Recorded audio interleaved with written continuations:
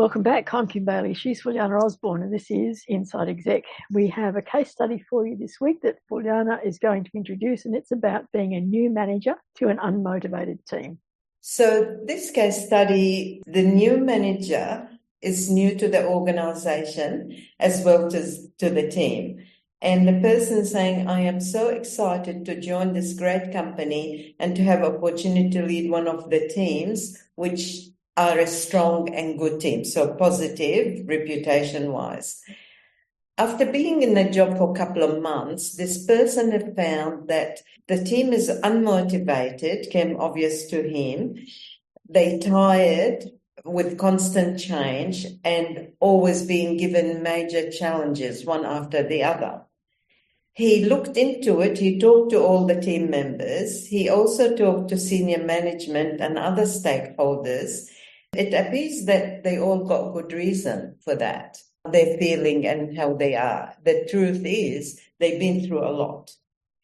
And he's now saying, how do I turn that around? So it's all justified. How do I turn it around? And looking for some ideas and tips. Well, I like to start by saying congratulations, because getting to this point so quickly and taking the time, find out what is it, rather than think, oh gosh, I thought they're a good team, and look at them, something is not right. You actually done the first step, find out what is it. He knows what it is now, knows that it's across the board. So now it is how to tackle that. That has to be done based on the organization, direction, the organization, so from senior management, what are all these changes? How come these priorities and that these people are, working crazy hours, they're burning out basically, and we keep changing. So we need to discuss it at senior management level about our strategy, where we're going and what our priorities, and make them real. The next thing is the solution has to come from the team with the leadership of this person, because they bring them together and say, all right, then this is where we're supposed to be going. So as an organization, so the high level view, and then this is our part of it to deliver it. What do we need? And what do we have? What we don't have.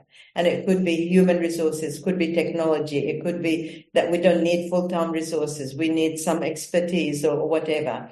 That team would know more than anyone what's needed, because from what he said is they are good people, good team, been loyal to the organization. So they would have some answers. And as a leader, then it's his job to negotiate for the resources and to do the real pushback. The pushback is, this is where we're going to go, but realistically, for the next 12 months, these are the priorities. We do it in stages, stage 2, 3, whatever, and be strong with that. And I think we've got to face reality. If this whole team and everybody agrees, there's a big flight risk, and then the organization will achieve nothing. So that's, to me, is that leadership, protecting the team, but also firstly work with them about how do we do it and what do we need to do it. Can I ask whether, now that he's done that investigation, whether he has reported back to the team and back to the senior management and the stakeholders about the results of that research? He has actually done all the communication, and everybody knows across the board, the whole full circle, that he's asking, and that's the conclusion. Okay. So it's consistent. The conclusion is consistent, which is good, because sometimes it's not that, like that. I think then that the approach has to be what Fulyana's outlined is it's about looking to the team for the resolution. But in looking to the team for the resolution, because they are unmotivated, because they're at this low as a result of everything that's happened beforehand, it needs some sort of injection of a paradigm shift in the solutions. So it's not about what we haven't been able to get, what hasn't worked in the past, that the resources, the budgetary resources, the human resources are restricted, all of those sorts of things. It's looking at, okay, we've done the analysis and these are the things that need to be done. These are the constraints we have. How else can we do it? who is going to investigate whether there is another way of doing this, another way of resourcing it, however that is, and whether it's, there's so much more available to us these days, just simply in terms of, if I was doing research into something simple like putting things on eBay. It used to be that you would have to go through the search engine, then you would have to look at half a dozen products to see if it was similar to the thing that you were selling so you could get a good description of it, or all that sort of thing. And then you had to have some marketing nous to actually write the words down to do the copy to make it an interesting ad. Well, these days, of course, you can just go to AI, whichever one you use, and you can say, I'm doing an eBay listing for this product. Write me the listing in the style of, and pick someone who is a marketing guru. And, within seconds, you'll have the words. You can review them, and put them up. So a lot of the time, that's a free resource. And in terms of time, it's going to take a lot less time than having some human resource do that. And it's not about replacing people. It's about efficiency and about working within the systems that you've got. But what it also does in that environment is that it gives you something new to try out. It gives you something that might be a spark of, oh, this is interesting. This is different. Haven't tried this before. And whether you're unsure about AI and where it's going or not, it is a way of resourcing that is far more cost efficient than anything else you can think of at this point in time. Yes, you do still have to review it, and that's a good thing because you're learning as you're reviewing it, and you're thinking about how you would, in terms of the prompts for, it's the question that you ask the AI to get the answer.